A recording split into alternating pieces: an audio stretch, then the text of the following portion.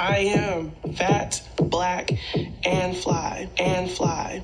Why did you choose to write it in this way? Because I didn't want to write it at all.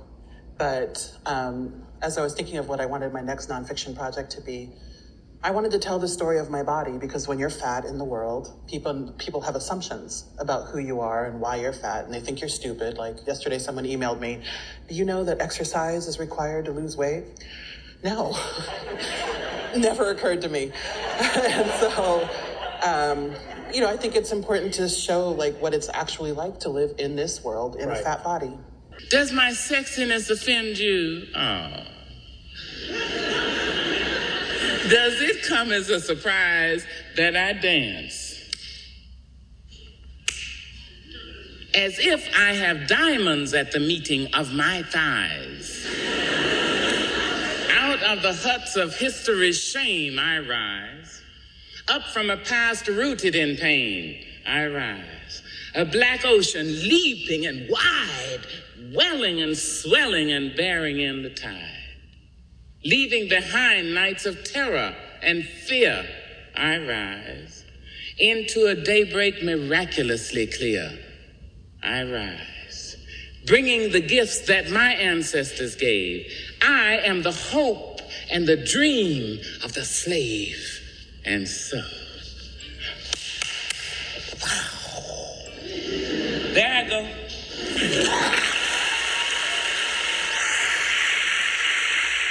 We had to sit in the uncomfortable to get back to the comfortable. I needed to get my vagina ready for big nigga season. Big nigga what? Girl, it's like you don't live on Earth. Big nigga season is when you find a guy with a little extra for the winter. This is too much information, but, I think sometimes we need to think about our dreams and what our fantasies look like. And when we're fantasizing, like, are we in our fantasy? Girl, it's only you. Have it your way. Whatever you want, you can decide.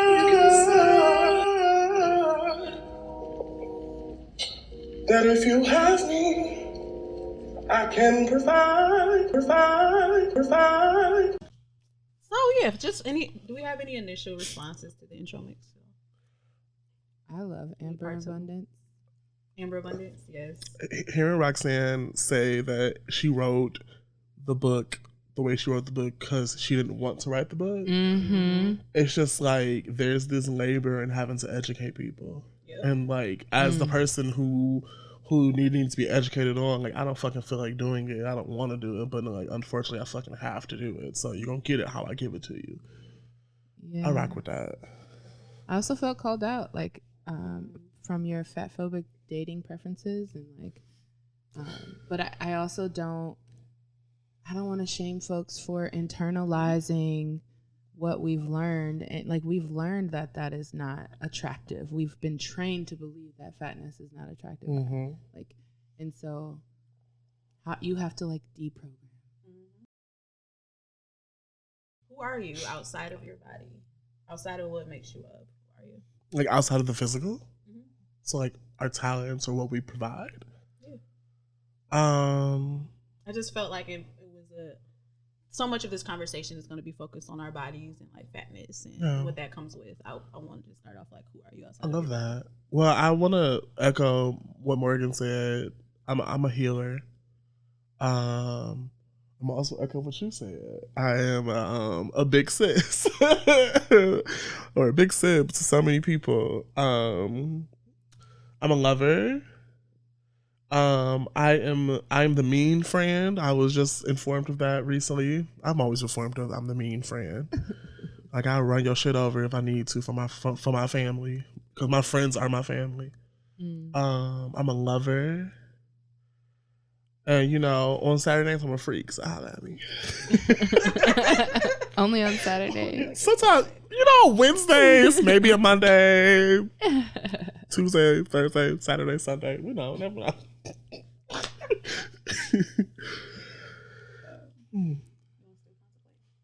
like thinking, and I honestly have to close my eyes to answer it. Outside of it, light, and that's what my mother named me for. My mother named me Morgan Chandler for great light, and so that's how I see myself. I love that. Spirit. Yeah, I'm gonna echo everything that Darryl said. Including the freak, you named. I was about to say. Yes, come on. Minus that part, maybe not. But all those things is.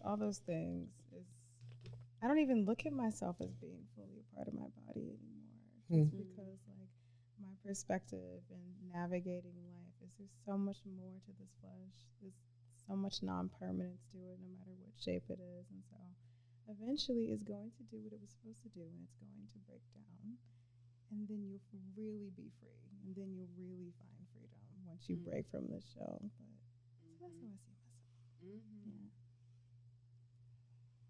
myself. I'm a manifesting generator, and I am a vessel. I think that I hold space. I'm a visionary and can see opportunity through darkness at times, so I think that's where my light comes in, is I can see light in darkness. And I think that I am actually I need to stop saying I think, because I know these things. I also am a healer, but in a very like emotional, like I can read emotion and help process through emotion, even though at times I can't do that for myself. I'm a Cancer. Relatable. That's real. Answer. I'm a fluid person. I'm a challenger. I think a big part of my identity is my like devotion and like being hell-bent on liberating others and myself, and constantly seeking. I like what you said about, you know, not accepting, but kind of like sitting with those things that we feel challenged in, like sitting the uncomfortable is so much about who I can't even talk right now.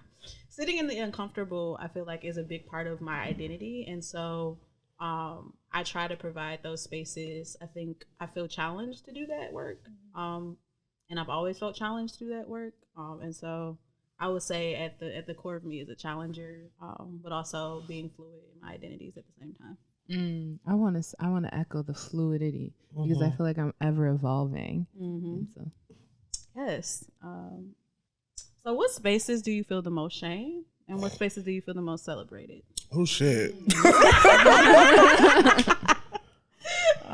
So okay, this is a loaded answer for me, and the reason why is because I don't often feel celebrated anywhere besides on my own bed, besides like with myself, right? And even that is new.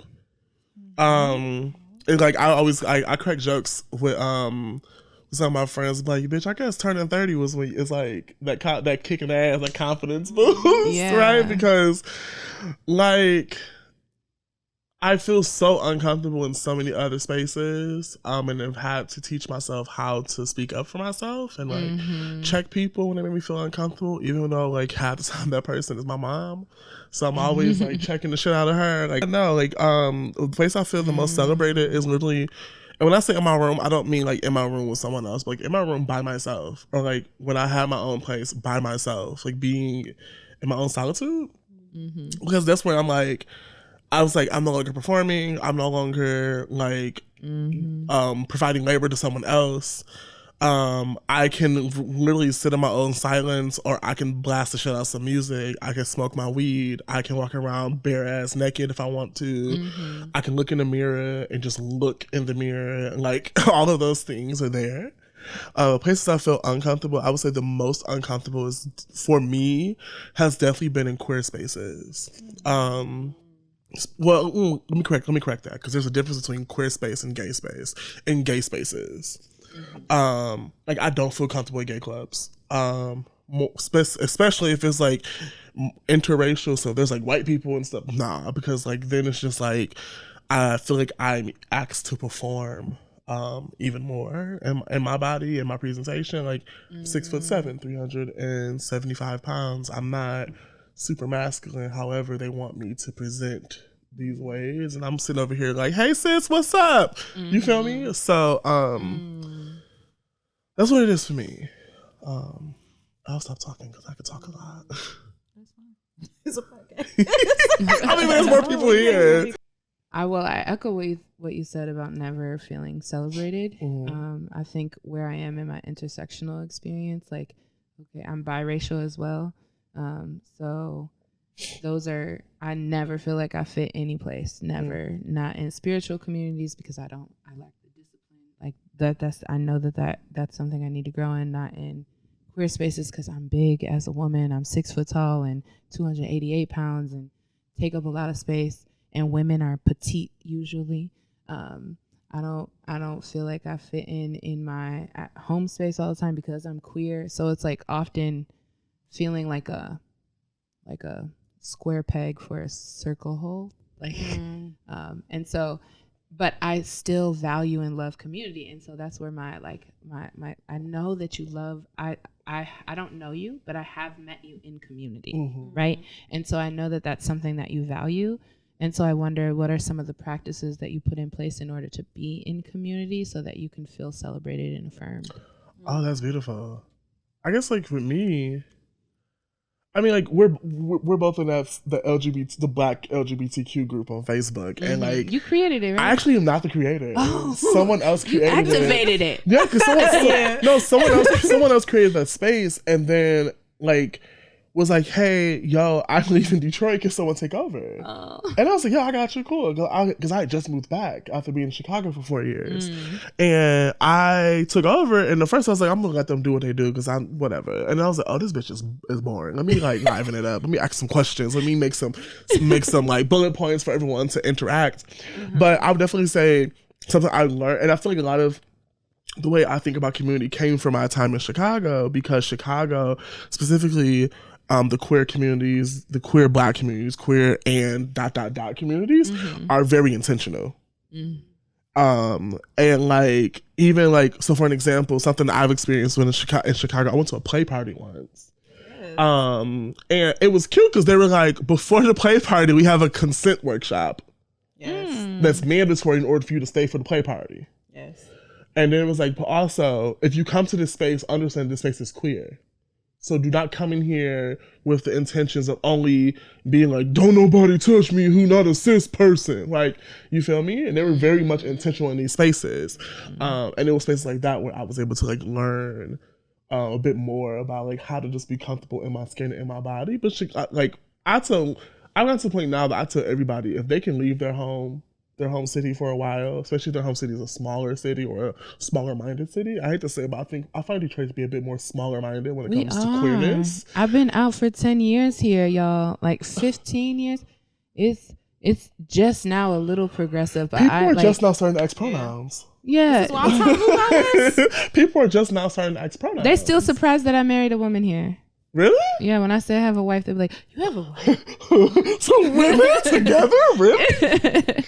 But yeah, no, so I guess that's what it is for me. It just took for me to like go to a space where community was a bit more intentional, and where like I feel like people were already, to a degree, already advanced and pushed beyond what I consider the foundational aspects of learning what queerness is.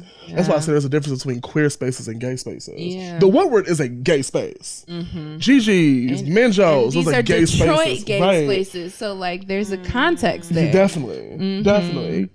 Because within a lot of these gay spaces, they even separated from like gay women's space and gay male space, right? And in a gay male space, a lot of those gay men are so used to assimilating to presenting more masculine or being the trade, so they can exist in the everyday world without being clocked. I'm on the other hand, like I need to find a space where I can like sit across from like 3 femme queens, a few of the boys, some non-binaries, some people who I just can't even question what they're like. I need different type of people, and being around those people is what got me to a space where I was able to start acknowledging what makes me feel comfortable in my body.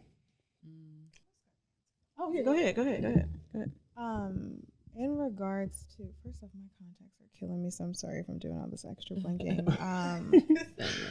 Speak up more. I'm so sorry. I used to get yelled at church for that same thing. That's because the audio man didn't know what he was doing at church. Listen, but spaces where I felt accepted. Darryl, you mentioned about being in your room and being in your own space, and that's something that has been a struggle for me. Like, I'm coming around to it, but like the persecution that you receive indirectly and very passively from being surrounded by white women who are a size 0 and just being naturally thicker, you can't help but question yourself, and you can't help but frame yourself next to that. You know, I remember getting into it with my mother because I wanted to wear Hollister so badly, but it just would not fit me, and she was trying to take me to like the department store, but not that acceptance, and that like led with me throughout my life. And even as an adult now, I know that my shape is highly celebrated, especially in pop culture, but I've only had it, I found it that it's objectifying almost, especially so when you're like navigating dating, it's like, do you love me or do you lust after me? You know, so those are, that's always in the front of your mind. That's why I locked my hair, because I got sick of being like the thick, curly, you know, curly head, you know, light-skinned girl, like fitting all three of those stereotypes. It's not anything that you want. That's not the attention that you want, because it's like you don't get seen for you. Fran? Oh, sorry. I think. Oh, yeah. That's interesting. It's I have the opposite experience of you, right? Because my body size is large and isn't often sexualized. So I feel like I have been like, sexualize me, like I'm a slut too. But like,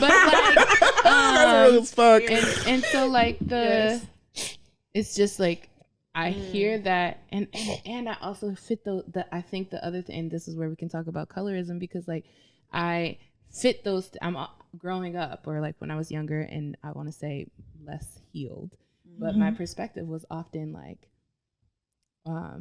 I fit those things. I got the good hair, I got the light skin, but I don't get the pretty privilege. I don't get seen. I don't get celebrated.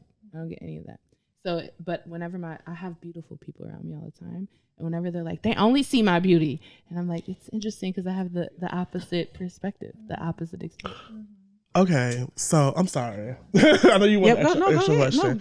So I love that like you express like when you're around people who sees your beauty, because like, so a few months ago I went out with some friends. It was for a friend's retreat, and like I was just dealing with my own little mental shit, right? And like, again, like I said, I oftentimes don't feel comfortable in spaces that are like strongly gay, but not necessarily queer. And we're on this retreat, and we're, you know, it's good. We're like, the girls are smoking weed, and we're like partying and listening to music and bonfire and whatever. And like, I realized during that retreat that I have problems when conventionally attractive gay men tell me I'm beautiful. Because then it just feels like y'all just patronizing me. Right? I feel like, oh, girl, you are so beautiful. And I'm like, I flirted with you for the past 2 years. This is our first time hanging out. And now you want to say, oh, you're so beautiful. But you've paid me dust. And granted, I'm not entitled to their time, nor am I entitled to them to actually lust for me or want to be in like an intimate space with me. But it just felt like it was like this performative aspect of it, right? And I feel that way all the time. And then like you were expressing like being a bigger body person, right? And like desire, and like I exist in areas of desire, I think, so interestingly, right? So granted, Black queer person, male body, I'm walking around with probably the biggest dump trunk in the city. I'm being honest. I got the fattest ass. And I would never forget, when I'm in intimate sexual spaces, I oftentimes get the, damn, you built like a woman. I get that a lot. And I'm always asked to perform a certain level of feminist for like men. And for the longest, I would just be like, okay, sure. You can put on panties? And I'm just like, now I'm to a point like, bitch, I ain't about to put this thong on. I already can't fucking fit it. I'm about to shove it up my ass. Like, you feel me? So no, it's just really interesting to think about like how we all exist within spaces of desire, whether it's feeling invisible, very visible, or hyper visible. And I feel like all of us probably exist in those three spaces within our bodies. All four of us exist in those spaces. It's a dysmorphia for sure. Yeah, definitely. Because I feel like I'll never forget a guy who I was entertaining. Yeah, definitely. I remember a guy I was entertaining because we were fucking talking. Like, text me one day and was like, yo, send me a picture. I was like, of? He was like, I want to see what you're wearing. And I like sent a picture. I'm like wearing like some like khaki cut off shorts that like right above my knee, a pink t-shirt and some Jordans. And he was like, oh, I thought you dressed more femme. And I was like, when you met me, I didn't. Like, when you met me, I was wearing literally almost the exact same thing with a different color shirt. And like the whole conversation was like, oh, I want you to be a femme bitch. I want you to be my little slut. Like, it becomes like my body becomes this object. And which is like, I'm not a person, I'm only here for his consumption. Yeah. And that fucked me up. That actually is the way that I'm objectified. Yeah. Right? Like, it's like very directive. Yeah. And like, this is how I want you to perform for me. And I'm like, that's interesting. I never thought about my experience in that way. Thank you. I think I think that too happens a lot of times because of our fatness. A lot of times because people assume like service on us, right? Mm-hmm. Like us physically taking up space, but then also because our identities are so other, we're already put in this position of subserviency. Mm-hmm. And I have never really until recently experienced where I felt like I had to perform for a partner. Because my role as a challenger, I've always been like, this is who I am, and if somebody got a problem with it, I guess we just can't connect type of vibe. But recently I didn't know what's happening until I later asked more challenging questions of someone I was hanging out with, and it's like their view of like sexuality was so traditional in the sense I was like, how could you ever have even possibly been attracted to me? And so it left me feeling like in that situation, like, was this whole thing a performance like this whole time? Like, I think sometimes we can assume that like we're desired in this high regard because we, you know, are spending so much time with this person X, Y, and Z, and then you learn later that like you are so far away from the desirability that they even are comfortable with because of the conditioning placed in society. And that is a dysmorphia. It's wild. It's wild. But I can echo like the performance just based upon body alone. Like, you look at me, you think I can twerk. You think she knows how to throw it back. All these, let me tell you. I seen a tweet today. Go ahead. It was so funny. Struggled with that very recently. Like, it's just because I look a certain way, it doesn't mean that my body's going to perform in certain types of ways. But also coming from the traditional background and being raised in the church, there's already like, you submit to your man, you know. They told my mother that she needed to still be having sex with my dad even after they were in the process of their divorce. Like, if he wanted it and if he needed some, then she would need to fulfill that role for him. Goes back to our bodies being objects. Yeah, absolutely. People. Absolutely. And so, you know, I feel like most of my sexual experiences up until this point have been performative or performance based or like putting on some type of a show and providing some type of fantasy. Like, if we can just keep it real, no man has ever given me a vaginal orgasm before. I'm like, cis men, it is cis men conditioning in this society. That's wild. Like, no man. Honestly, as someone who does not have a lot of intercourse with people with vaginas, cis men are horrible. I mean, they don't even give a fuck about my gay ass trying to get a nut. First of all, they don't even care about me trying to get a nut, let alone anyone else. They're just like, I'm here for my orgasmic, and like for me to get my nut off, and they're like, we good. I'm just like if I have to deal with it, I am so sorry for cis women, especially cis hetero women who only mess with cis hetero niggas, because baby, the bar is set below hell at this point. I have a question. So you guys are all talking about kind of feeling uncomfortable to perform in these sexual situations. Do you ever feel challenged to speak in the moment? And I only bring that up because recently I was having sex, like very recently. That doesn't make y'all uncomfortable. And I'm always like I'm not always a talk like after person, but like it's been, as I've gotten older and developed, I think that's just a natural courtesy around sex and sharing space with people. But we were in a conversation and like they started to just kind of talk about, you know, what gets them off in sex and X, Y, and Z. While you were having sex? No, after. Oh, but I would love that. Like, tell me how to get you off. No, I do a lot of talking during sex too. Okay. But yeah, so we were talking about that, and they were just kind of, you know, they're cis hetero man, and they were just talking about how like they're more interested in like a mutual exchange. Like they're definitely not the type of man that's like just there for their nut. Like they want the person that they're engaging with to also, you know, get pleasure and like for each of us to provide pleasure to each other.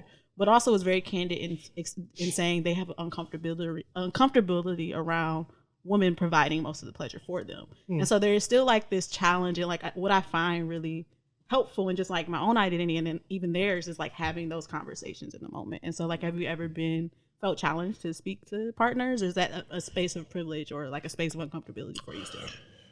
Only recently have I even like given myself that agency, because I think like sexual trauma does it's like such a thing to unpack. It's just like, how do you, because sometimes I find myself frozen, you know, and it's like a visual of someone on top of me, trigger warning, I'm sorry, like a visual of like someone on top of me, and then I'm like back in all those spaces, and even if I didn't know that my body was being actively traumatized in the moment, I'm realizing now that, oh yeah, that was a lot for me. And so only now have I like given myself the agency, but it takes a lot of trust, and I think that's why I haven't had like a lot of sexual partners, because it takes so much trust for me to even like let them into that space. But sex is so weird for me. And so I have been monogamous and married for 10 years. And so like back a decade ago, absolutely not. I said nothing. I asserted no boundaries. I like just did whatever, because I think I felt it's like such a tragic, I have this tragic mulatto story, right? And I have this tragic fat girl story that's just like, you just take what you get, right? Like you're getting attention. That's the expectation. You're just easy. Not recognizing that I'm easy actually because I enjoy sex, and like I'm a slut, like I'm not lying. Same. It's fine. I enjoy sexual pleasure. Like that's important. That's a part of me. And now I am interested to see how I use my voice in sexual experiences with cis men. I think that I have found my voice and agency with my wife, and we have amazing like experiences together because we are able to like speak to one another and name things, and I feel so comfortable with everything that we do. But that's like, it took a decade. You know, like it's taken we only have just recently started to explore kink and like what submission looks like and what domination looks like, and like for our roles within our scenes together. And so I don't know if I could have casual sex and still assert my needs because I'm out of practice. Okay. I'm sorry. No, you can go ahead. Oh, okay. Last year, I had to really reevaluate my relationship with sex, right? And it was just like, I don't have to fuck every person who asks for ass. Because for the longest, I was like, oh my God, he's giving me attention. Oh, I don't want to tell him no. I really felt like that. I felt like it was like, because you don't get no attention. I don't get no attention nowhere else. So I'm just like, well, shit, this not gonna get my attention. Let me go ahead and like get touched. Like I want to be touched. So the only way I can get touched in certain places is if you get your nut, then I'm like, okay, sure. Just hug me. Yeah, and that's when I got to the point where I was like, y'all, let me tell y'all, Lockdown had a bitch in the house on shrooms and thinking. I was just like in the house. All of us. I was in the house like, okay, am I horny or am I just touch deprived? Yes. I had to ask myself that question. And I got to the point where I realized, like, half the time I'm just touch deprived. You feel me? Like, even like this past month, I've been like, okay, am I horny or am I sex deprived? Or like some days I'm like, no, I'm just really touch deprived. And I'll be like, Mama, come give me a hug. Like it's very, you know. But then sometimes I realize that even that touch is not what I'm looking for. I want intimacy. I want to be touched by someone who wants to touch me. Not someone who touches me just because like, oh, I'm the first thing that was accessible to them. You feel me? But yeah, no.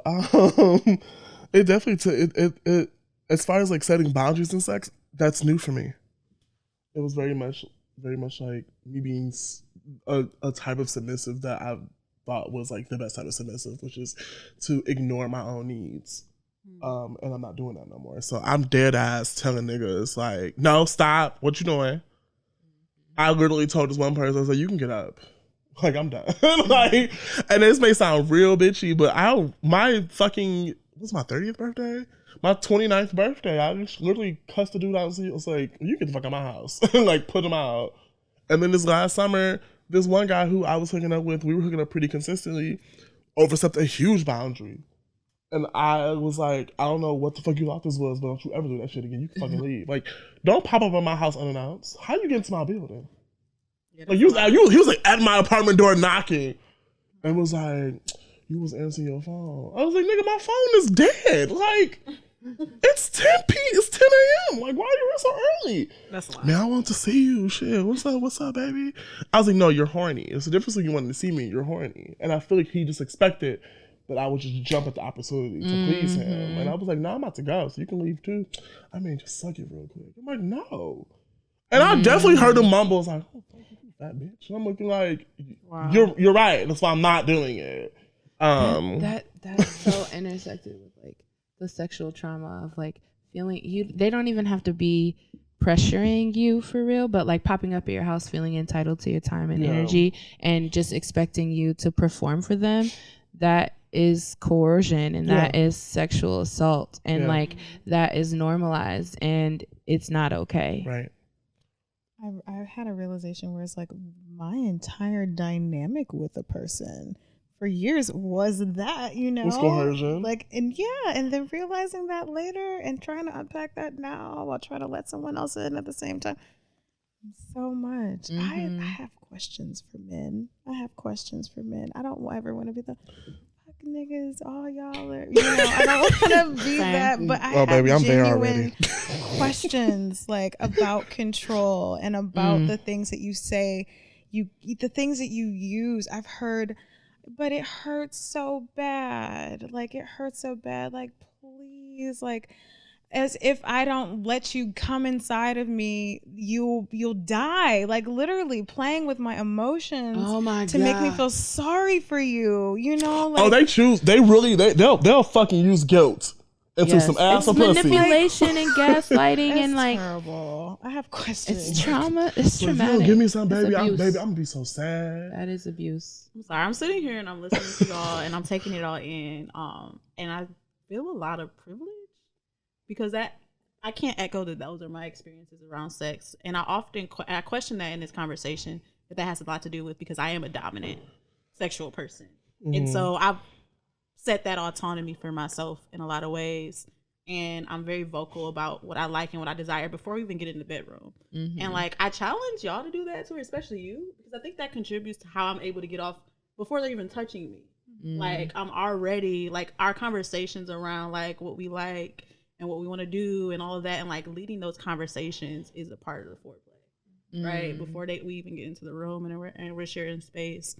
But again, I think I've always just had this attitude of challenging, and so like the assumption that I'm subservient or the assumption that I have to dress a certain way or look a certain way is something that I've always just rejected. Like I've always just been like, nah, like I'm still a woman, I'm still this, and I don't have to look this way, and I don't have to perform this way or act this way. And I don't even have to do anything for you to show up here today. Like, and like, and something new that I've been taking and like challenging for was so living in that space for so long, right? Being kind of the captain of my own ship. I think I ignored a lot of other people's experiences. And so like now I'm like dialing back and being like, okay, so how did we meet in the middle and share space together? Right. And so I don't know. I've had a lot of experiences recently where it's just like sharing, like even the language, and this is, we got into in the first episode, the language of like, can we share space? It's already setting a tone that like, well, we're going to be in this space intentionally together and we're both mutually valuable to one each other in the situation, right? It's not that I'm coming here to do something for you or you're coming here to do, we're here and like what we make of it together is our experience. And like, how do we get to the place where we're making the best experience for both of us?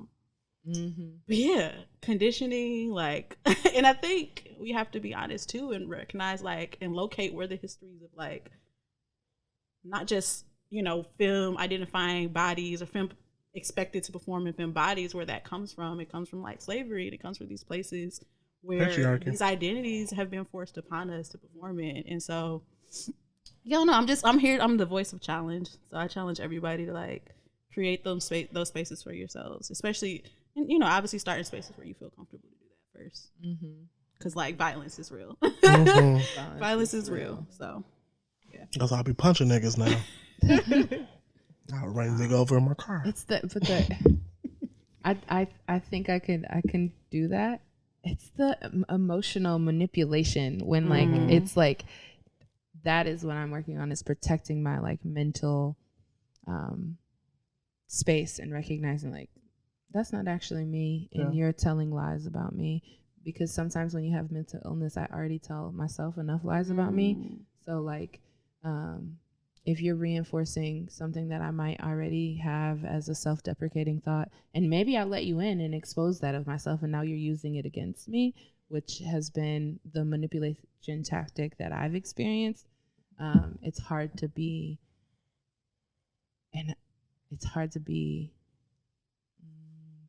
protected, like when they have crept into your psyche. I can completely understand that. Mm-hmm. I think now might be a good time to cue to the community session. So I'm gonna do that real quick.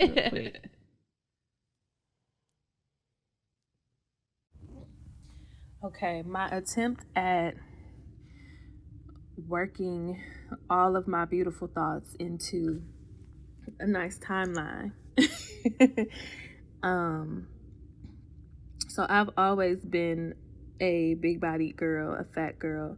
My identity has looked like navigating life from that reality and everything that comes with it, the shame, the insecurity, the teasing, feelings of unworthiness, all those things I have experienced. But I've also experienced a lot of power in this identity, rooted in care, rooted in love, rooted in autonomy, rooted in pleasure, in joy.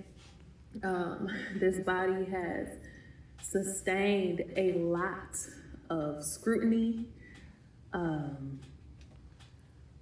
It has sustained a ton of trauma, judgment, and it's also been a place and a home for care, for reverence, a place of comfort for my friends and my families, for babies in my world. You know, I don't have my own children, but I've given comfort to those who find comfort in my body, you know, in my arms.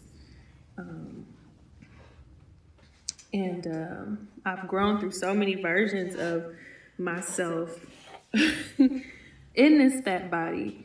And one of the things that has been important in my journey to honoring myself is just the prioritizing my own view of who I am through my eyes.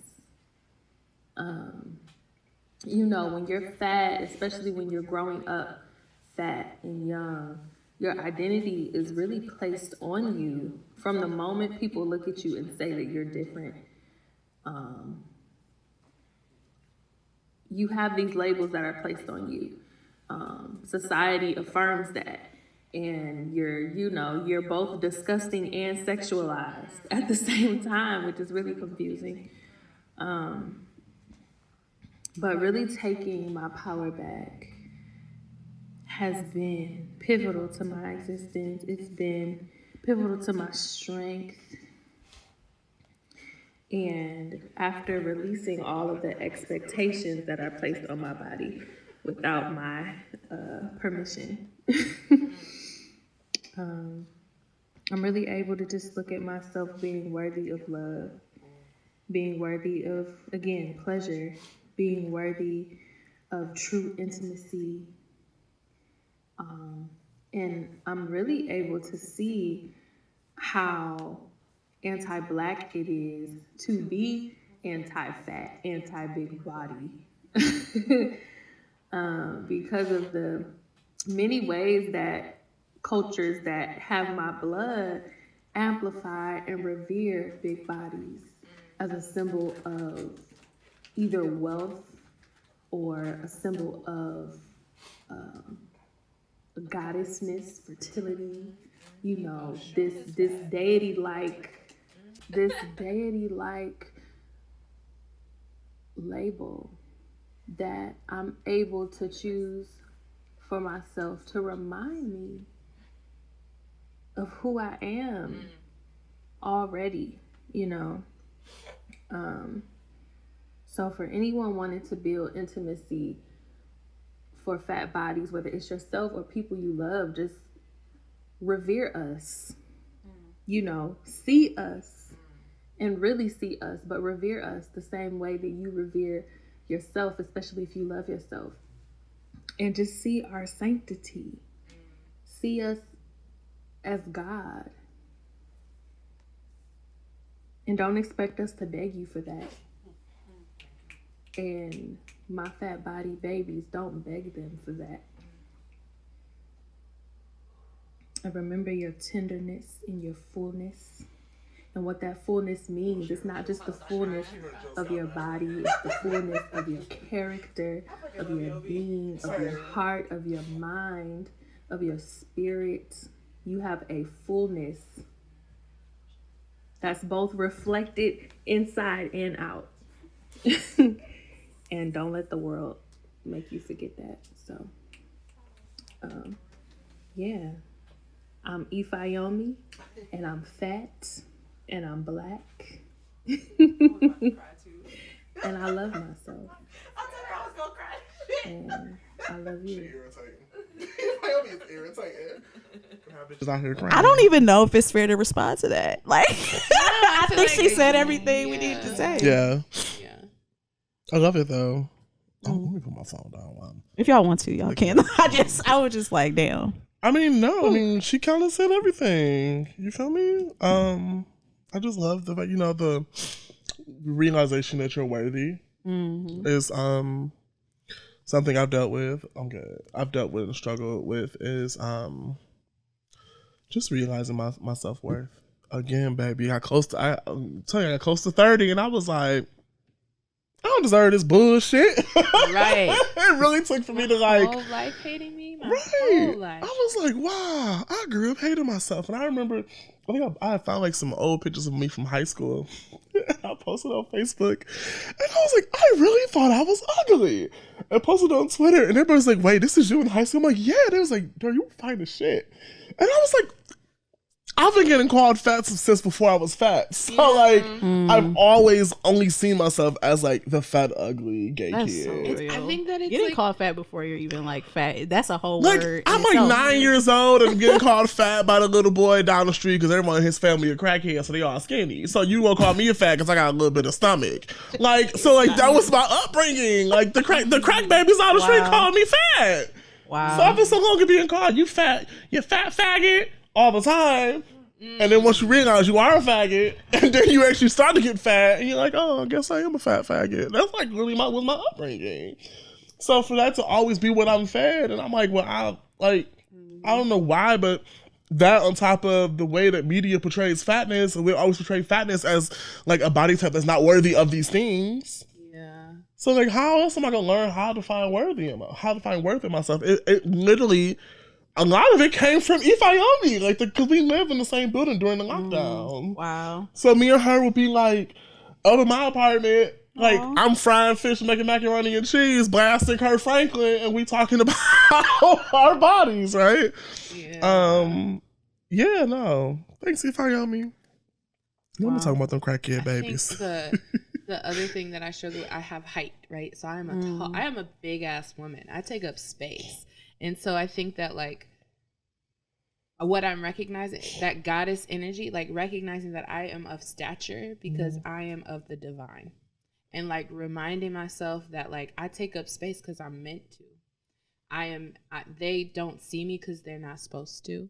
And, like, just affirming myself. And so, like, I really appreciated the affirmations that she provided in the love. I have one last question. We can end there. If you could imagine a world where you're free to exist in all of your body and what that comes with, what would it look like, sound like, smell like, taste like? Satin robes always. Oh. Period. It's satin everywhere and just oil, just like shine and glow and worship.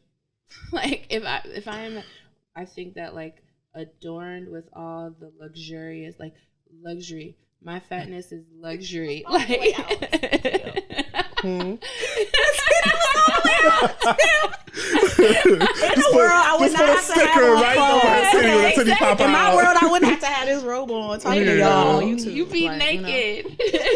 We be naked. In my world, it smells like springtime, and it's just pure air and wind and sunlight and grass underneath my feet, and it's just a breeze where my lady is, and just taking it all in. And if I could live in a nudist society, I would. Honestly, let's be real. When I'm at home, I do not wear clothes. Like, I do not wear clothes at all. I think clothes are annoying. I think clothes are boxes. But, you know, we live in a world where you gotta put something on, and that's okay. But I think just complete freedom to be naked and just experience nakedness is what my world would be like. 1990s Belle Isle. Period. It sounds like 1990s Belle Isle. It sounds like cars. It sounds like kids crying and chasing an ice cream truck. It sounds real black. What does it smell like? It smells like spritz. I know it's very specific. But immediately I had some association, and I love the way it's the first, because like when I think of like like real shit, when I think about my dream world, it's very much like Detroit, late 90s, early 2000s, just queer, radically queer. So you gonna hear underground resistance banging on the radio at like a tempo that's three speeds too fucking high. You gonna smell spritz. You gonna hear people. You gonna hear cackling. You gonna fucking smell breakfast on every morning. Like, I'm talking about Big Mama type breakfast. You feel me? I always just think about, like, even if I think about my perfect world, like the sun will always be as gold as it was yesterday. Like, that motherfucker was big and orange, and it wasn't hot. It was just orange. Like, it's very much, I don't know, it's very much a world that I feel like has been tangible, but isn't tangible due to whiteness. But that's a whole nother conversation. That's what my whole practice is about right now. That's real. But yeah, hell yeah, my perfect world is Detroit, but queer as fuck, radically queer. My world is changing. So much of my life was about having the autonomy to build my worlds. We're in one of my worlds now. Like, I have always world built it for myself, and it's, I guess, a privilege I hold because I'm hearing in so many conversations people didn't have that. And so now my world has changed into looking like, what does it look like for all those that I currently share space with, all those that currently hold complications around their identities, around the spaces that they can take up or don't take up, them being comfortable and being in that space with them. And so that's what my world would look like.